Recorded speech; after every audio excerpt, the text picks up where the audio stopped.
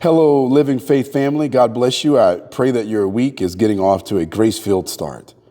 Saints, I've been very encouraged by just our various conversations and a lot of the input and feedback that you have given about our going through this big focus on vocation and work, what we're calling from hustle to harvest. And to be clear, we are aiming for a harvest. We're not just hustling to work or to get wealth, even though that can be important in God's economy, depending on how we use it. But we are trying to please our God, to partner with our God, to see a spiritual harvest in all that we do. And one of the things that we have talked about recently, just in being mindful of what it means to partner with God, is the importance of rest, saints, of work and rest. And so we had a conversation about this last week at Transform You. And we had originally intended to address this on a Sunday, but instead, not yesterday or not this past Sunday, but last week, we opted to focus on work and discipleship, which we thought was very important to do, given just a lot of things that we had talked about. We wanted to kind of really establish the self-denial aspect of discipleship and connect that with work. I think as a corollary to that, it's important to think about God's vision for work and rest. And so we did that last week. And as I said to the group last week at Transform You, as we had a wonderful conversation about this, I had to admit that this is a challenge for me. And it doesn't mean that I don't rest or I don't value rest. But I think it's important that we truly value rest the way God intends it. And it is both a gift to us, but also a vital part of our relationship with Him. And so what we want to do here in the next few minutes, a lot faster than we did last week at Transform You, is that we want to talk about two things: the principle of Sabbath, and then also the practice of Sabbath. I think we often will acknowledge or affirm its importance, but not quite sure how to step into it with all of the busyness that we have going on in our lives. And I think that's an important thing to consider. I think about one of the things that came out of the conversation with Rob and Kelsey on Sunday is I think Kelsey made the comment that we can't do everything. And I think that realization connects with what we're talking about here. Is that it's as if God knows that not only that we cannot do everything, but we should know that we're not supposed to do everything. And recognizing that we can't do everything is a way that we can have a worship relationship with Him. And so, which is why Sabbath is so important indeed. So the principle of Sabbath and also the practice of Sabbath. Let's start with the principle. And let me just say right up front, guys, is that many of you probably have passages of scripture that you're not quite sure about, that you are confused about. You scratch your head about those passages. Sometimes they're deeply theological. Sometimes we just can't quite sure what God is saying or why He's saying it this way. Well, that's how I feel about this passage. This is the fourth commandment. This is in the Decalogue. And so as much as we think about the benefit of rest or Sabbath, it's important that we understand that God has kind of put His hands on the scale to tell us how vital it is. He says in verse 8 of Exodus 20, remember the Sabbath by keeping it holy. And so He's saying to us that there is a reverential attitude that we should have about the Sabbath, because it connects to a reverential attitude that we have about Him. Because He says in verse 10 that it is a Sabbath to Him, to the Lord our God. He explains what it is. You should not do any work, nor should anyone else that you have responsibility for. And He makes it very comprehensive. And He's explaining to us it's important to Him. Again, this is a part of the 10 commandments. And so in so many ways, God is elevating. He is escalating this idea of Sabbath to something that is not just essential, but is foundational. He says in verse 11 that in some way then it is connected to something that he did. For in 6 days, it says in verse 11, the Lord made the heavens and the earth, the sea and all that is in them, but he rested on the seventh day. Now, we had a great conversation on Wednesday last week at Transform U about if what we see in Genesis is a literal 6-day creation. In fact, we turn to Genesis chapter 2, verse 2. I've got one here, but it should be verse 2, where it says, by the seventh day, God had finished the work he had been doing. So on the seventh day, he rested. And so we had a great conversation last week, and we talked a lot about the theological vision of Genesis 1 and what Moses was trying to convey there. I don't have time to talk about that here. But if you looked at that video that we had encouraged folks to take a look at after our opening message in this series, there was a message I think I gave at a conference someplace about God and creativity that speaks to this very thing. And so I would encourage you to take a look at that if you want to know more about what I believe that the Lord is saying to us there, and what I was actually taught also in seminary. But a more provocative thing is what's happening here, where it says he rested. He rested. God rested. And so what is that? Why would God need to rest? Even if he did not need to rest, why would he rest? And so this is a very valid question for us, especially since God's resting seems to be the essential reason why he's calling us to rest, according to what we see in Exodus 20. Now, translation is always tricky. And what often happens is that we'll have one word in the English to represent multiple words in the original text. So if you think about with Greek, and many of you know this, that there are multiple, primarily 3 Greek words for love that we translate to the English word love. And so we most often think about agape, which really means like sacrificial love, covenant love. The Hebrew equivalent is probably the word hesed. And so, but agape love is the foundational love between us and God. It is the kind of love that gives itself. And so often expecting nothing in return. It is a love that's not deserved. And so agape, it's not deserved, but it's grounded in the heart of the one who loves. And so there's also the Greek word philia. So this is brotherly love or sibling love or like family love. If you think about the kind of love that we typically see in the Church of Jesus Christ, that love inside fellowship, that love that connects to koinonia, often we can think about philia. And so if you think about the city of Philadelphia, the city of brotherly love is a good thing. And so that's a word that we still translate to love, philia, love. And then, of course, there's the Greek word eros, which means romantic love. This is a love that exists between a husband and wife. And so these are all different Greek words translated to the one English word love. And that's essentially what we see with the English word rest that we see in our texts. Is that word rest is translated from, depending on the context, typically 3 Hebrew words. So, for example, in Genesis 2:2, the word we see that's translated rest is the Hebrew word Shabbat.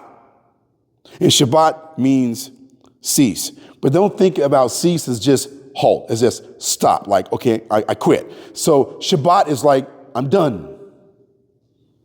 I finished making the cake, or I finished the race, or I got the project done. Shabbat. It's completed. And so if you think about like, if you were trying to buy a house, right? And so when you got through the closing, you Shabbat. It's done. We got it. It's my home. And so the other Hebrew word is Naweh. And so Naweh means to settle in. And so it's like, let me get situated. Let me just kind of get rooted down. And so if you think about, again, that example of purchasing a home. And so I Shabbat when I sign these papers. But then when we move all of our stuff from our old place into our new place, unpack the boxes, and we get everything situated, we put the pictures on the walls, we get the furniture like we wanted, and we start playing jazz music to kind of make sure that we know that we're in our home and everything is situated. That is Naweh. We are settled in. And then there's also Nafaz, which is refresh, right? And so this is now that we're settled in and we're like pouring ourselves, maybe like a really interesting some juice, or I'm making like a good dinner, and we're just going to relax and we're being renewed and we're being refreshed. That is Nafaz. And so all three of these words are often used to translate rest, but primarily when you look across kind of the locus of the Old Testament, most often when we see rest, we see Shabbat and Naweh. And that's kind of the thought, the concept that this is God who has Shabbat and now he Naweh. So I have completed and now I'm settling in. That is the idea. And one of the things that we see outside Scripture, for example, in many other ancient Near Eastern texts, is that the gods will often Shabbat in Naweh. And so that's just something that we often see. And so, for example, we see this in the Enuma Elish, which is a Babylonian text about creation narratives. There's a lot of things going on in there. It's a pagan religious text, but Old Testament scholars often look to it to understand what the ancient Near Eastern mindset was like. And so if you look at it, what is speaking here of a deity, I think this is speaking of Marduk. I could be wrong. But it says that we shall make a shrine, which is to be called by name, chamber there shall be our stopping place. We shall find rest therein. And so what it's saying here is that the deity is coming to its temple, which is by its name, and that name is that I have ceased here. I'm settling right here. I'm going to complete and get settled right here in this temple. And so if you think about like how a deity would come into its temple, it's often said in the ancient Near East that that deity came to rest there. And we see that in extra biblical literature like the Enuma Elish, but we also see it in Scripture, such as Psalm 132. For the Lord has chosen Zion, he has desired it for his dwelling, saying, this is my resting place. I will sit enthroned there. Here I will sit enthroned. And so what he's saying is that, hey, Zion will be for me a temple. It will be for me a place of my rest.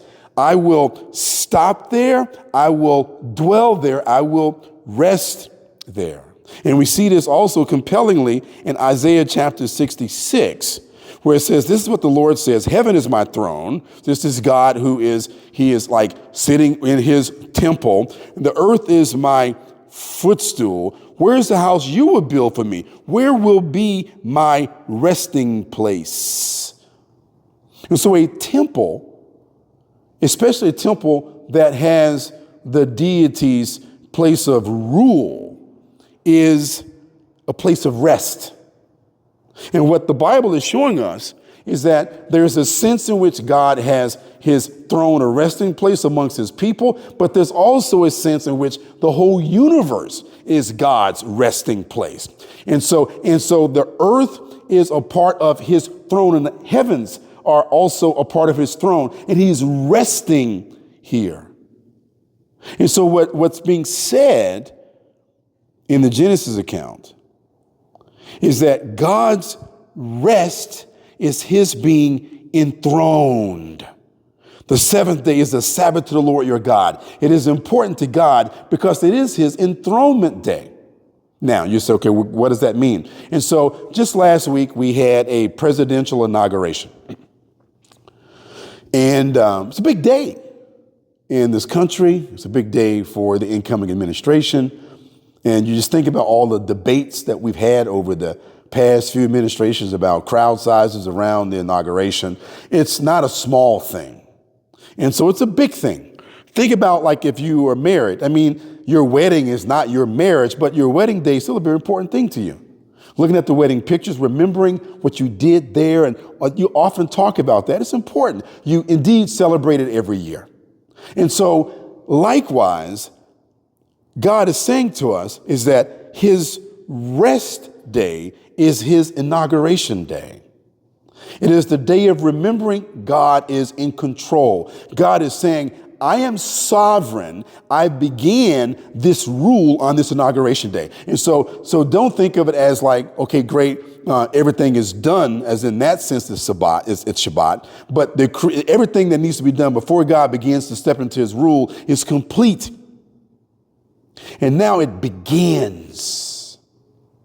The example I gave on Wednesday night with our Transform You crew was, if you think about at the end of the movie, The Matrix, is that right? Neo has revealed himself to be the one, and you've got that music at the end, dun dun dun dun dun dun dun dun dun dun, boom, boom, boom, and then he takes off, and he says, right before he flies out, he says, "This is not the end, but it's just the beginning."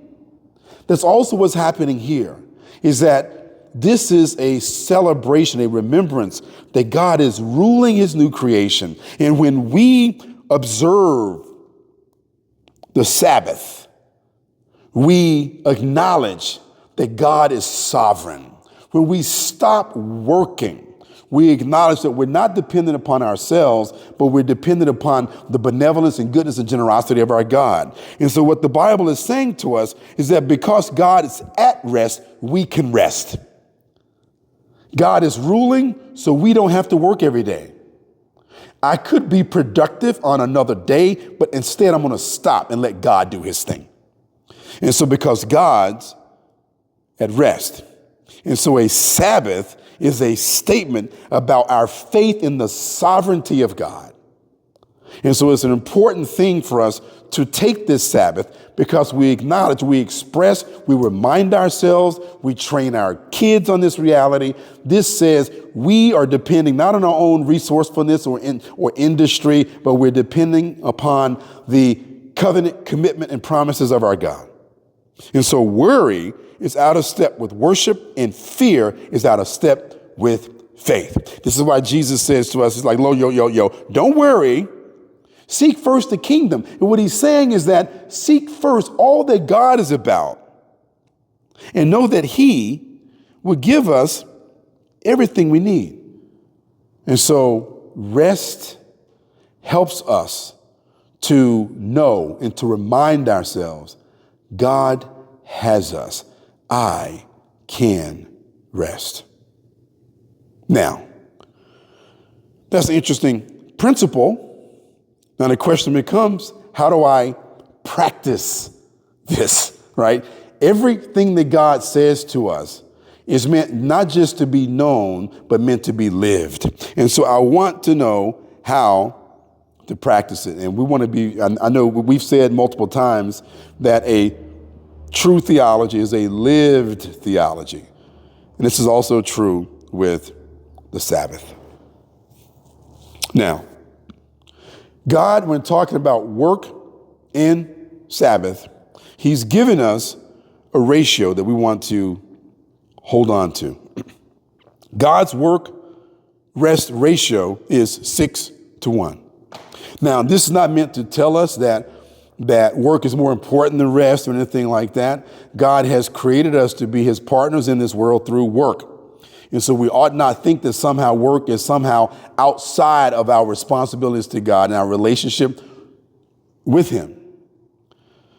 And so it is necessary for us to work for real. But God is also saying that just as we need to do real work, we also need real rest. We need a real definite way to withdraw from work and turn toward Him. And so in God's vision, of course, that means a weekly Sabbath. And so the first thing I have to have is that I've got to feel conviction, okay, about the Sabbath's role in my walk with Jesus. And that conviction will cause me then to do things, to make adjustments in my weekly rhythm to account for that. Okay? And so here's the third thing, saints, is that it is important that if you think about like a daily liturgy or what some people call a quiet time or however you want to label it, it is important that you are gracious towards yourself. Sometimes things happen. The Lord does want us to prioritize Him and make adjustments in our daily schedule to be with Him every day, whether it's morning or evening or whatever is best for you. I think there's value in doing both. And we'll talk more about that actually in a minute. But be gracious without compromising, which is to say, if you miss a week or so without a Sabbath, without a meaningful Sabbath, don't accept that as the norm. It's okay. So be gracious to yourself. Identify what works for you. And so I have always found it hard to take an entire single day for Sabbath. And largely because I could not always control what happened, what came my way on a day. And so it's very difficult for me to do that. A good friend of mine who pastors a church in Louisville, Kentucky, he, because of that very reason, decided to use the biblical pattern of Sabbath. He starts his Sabbath on Friday evening and goes all the way until the end of Saturday afternoon. That's his Sabbath. And so he preaches largely at the church where he's the pastor. And so he will spend Saturday evening going back through his notes and things like that. But he's working again. But on Friday nights, he's hanging out with his wife and kids, and he does things around the house and other things with them on Saturday morning, Saturday afternoon. That's his rhythm. What I have found to work for me is Sunday afternoon after church. Now, even if I'm like hanging out with some folks from church, we're going to go to lunch or something like that, which I've done or Julie and I might do. We don't see that as work. It's not work. That's fellowship. And that's a part of my rest, is getting up with you guys to just talk and chop. And I know you feel that way about each other, and I feel that way about you guys too. Hope you feel that way about us. And so that's different from counseling. Now, I have done those kinds of things on Sunday if they're needed. But my point is that I have found that Sunday, 1 p.m. to Monday at noon is a good rhythm of Sabbath for me. That's my Shabbat. That's my Nahweh. And so I found it to be very, very helpful to do that. And sometimes it changes. I had fellowship chop time with a brother this morning at 10. And again, I didn't see that as work. We were just hanging out, chopping and building. But normally I will try to guard from 1 p.m. on Sunday to noon on Monday as a time to build with the missus, hang out with her, go for walks, spend time with the Lord, especially on Sunday evening, and also to hang out with you guys or other folks who are part of my fellowship life. And so I think it's important to include your family in that worship, right? It's family time. It can also be worship or reflection time. I also, especially on Monday mornings, I get a good dose of news on Monday morning. Okay. And so that's which is a good way for me, I think, to rest, even though it's not always very restful. But I want to emphasize is that Sabbath is not about recreation. And it may be at times that I will do that, but I think it would be a mistake for me to think about every, Monday morning going to play golf, for example. And you can do that. I'm not trying to judge anything. I'm just saying it's largely a time for me to connect with the Lord and with my family and with my friends. And golf certainly could be a part of that as well. There's no reason for us to try to put some kind of legalistic rules together. But you want to develop that weekly rhythm. I think another important Sabbath, Shabbat practice is retreat. And so this is a photo from the most recent retreat I did personally back in November, where I spent 4 nights at a retreat center in Georgia. And so I drove up there. I left church and then hit the road and drove up to Georgia on that one particular day and got situated there at this retreat center and was there until Thursday morning, when I then drove to Atlanta to be a part of a workshop. And so, that retreat time was valuable. I try to do at least one retreat a year, but typically I have 2 kind of retreats. One is like a place like this, that other spots I've gone to. I'm going to make this place more my fall routine. And then here's a place I've talked about before that I spend a lot of time at in the spring. Every May for the past several years, I've spent time at the Spiritual Life Center in Wichita, Kansas. But it's important to begin to set these times aside so you can have Sabbath. Now, we've talked about a weekly Sabbath, and we've talked about a retreat-like Sabbath, which for me is twice a year. But I also want to talk to you about a daily kind of Sabbath. And one aspect of that daily Sabbath is rhythms of prayer before the Lord. We've been calling it a daily liturgy. But this is the structure of the daily office, which is something that's common in the Orthodox Church. The Lutheran Church practices this. The Anglican Church practices this. And of course, the Catholic Church has a model too, where they have 4 times of prayer every day. They have morning, midday, which is noon, evening, and bedtime. And so the morning prayer is called lauds. And the Latin word laud means worship, right? It's to worship. And so I'm starting my day worshiping God, right? So that's lauds. Midday, sext, is Latin for 6, the 6th hour. And so typically at noon, there's a midday prayer time. And then there's vespers, which simply means evening. There's an evening prayer. And so for example, when we have our Wednesday prayer time, we have midday prayer, or sext, which is that midday right at noon. And then we also have vespers. In fact, I would love for us, if we had participation. We have not had a lot of folks getting involved in the midday prayer. We've had some folks that come through. And of course, we do have a pretty good turnout for vespers after Transform You. But I would love for us to have lauds as well. You know what's interesting about this, saints, is that in those churches, those denominations, if you will, that practice the daily office most faithfully, is that it's primarily done corporately. So this is not just a model that's given to people for their own personal practice or to do it with their home or with their family, which is great to do. Typically, and I've seen this, I've participated in this, is that people will come to the sanctuary for lauds, and then off they go to work. Like 7 a.m., lauds, and off they go to work. And then many people would come back to the sanctuary, or if they miss lauds, they come back for sext, for midday prayer. And they spend their lunch on that day in the sanctuary.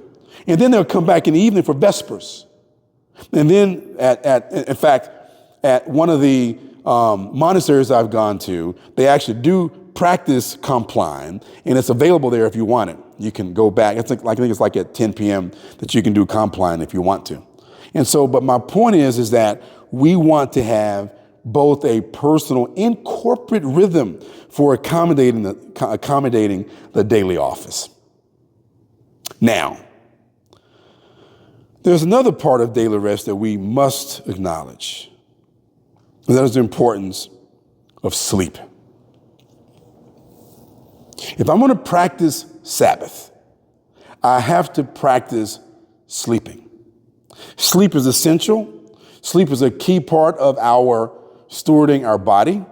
And it's not something that I've typically done very well. I'm going to explain to you why I've had a challenge with that. I'm going to show you exactly what was one of the things that affected me when I was about 15 years old that caused me not to value sleep as much, or to value not sleeping for working a lot, to really value that.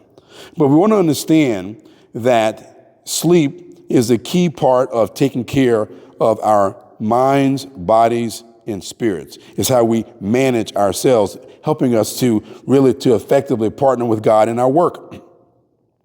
And so we don't want to damage ourselves by neglecting sleep. And so if you look at this table, helps us to know that for those folks who are very productive, the book Essentialism speaks to this, is that they have recognized the importance of renewing their mind and body and soul every day. And so there is a spiritual component to this, think about the daily office, and there's also a physical and emotional component about this, which also includes sleep. And so it's vital that we do that. Now, why is this so challenging? Why is sleep so evasive for us? We all love it. I mean, Benjamin Franklin in his autobiography said he hated it. He called it these little slices of death. But I don't think that's God's vision. And so one of the things that had a big impact on me when I was about 15 years old is I came across this somewhere. I heard this from Martin Luther King, where it says here in a speech given in 1967 at a high school in Ohio, Martin Luther King references and builds on Henry Wadsworth Longfellow's poem, The Ladder of St. Augustine, where he says, it was Longfellow who said, the heights of great men reached and kept were not attained by sudden flight, but they, while their companions slept, were toiling upward in the night.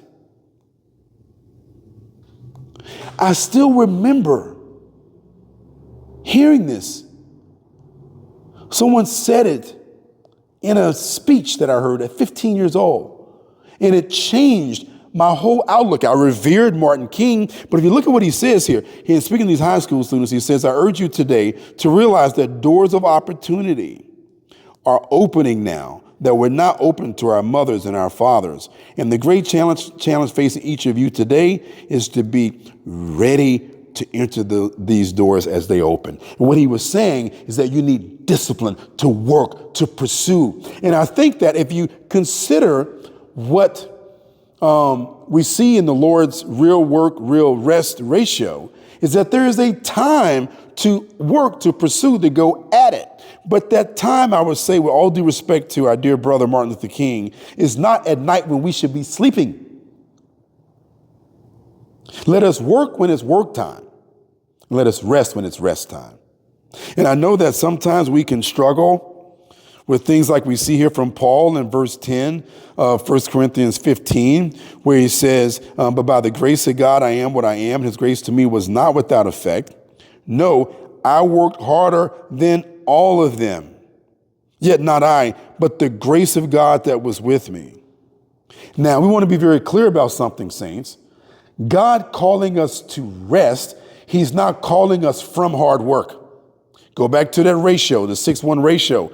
Hard work is a vital part of partnering with God in this world. We would be a mistake to think that we can just simply do some things in a half-hearted way and somehow be pleasing to God in our work. As if God is saying, you guys are working too hard. You're putting too much energy and effort to it. Chill out, relax.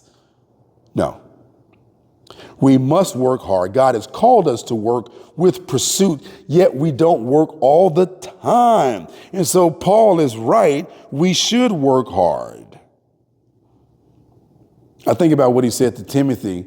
There are things he wanted Timothy to do to take care of himself. And so there's a balance there, saints. The balance in God's economy is a 6-1 balance. I'm convinced, give me a moment here, that the modern day of the weekend is a very helpful construct for us because it shows us if you are working 5 days a week, let's just say you are. I know a lot of people do different things. We have 4-day work folks. We have a lot of different models out there. So I'm not making any arguments about what's right and what's not.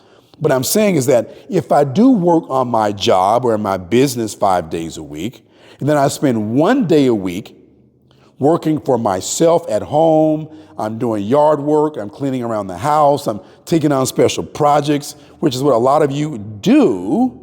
I think that model fits well with God's vision. We have that 1 day of Shabbat or Sabbath that we spend in worship, that we spend with our family, that we spend with our friends and fellowship. I think that's a good model. Now, does that mean that we don't worship during the week? No, that's not the point at all. The point is that we need to prioritize Sabbath without sacrificing work.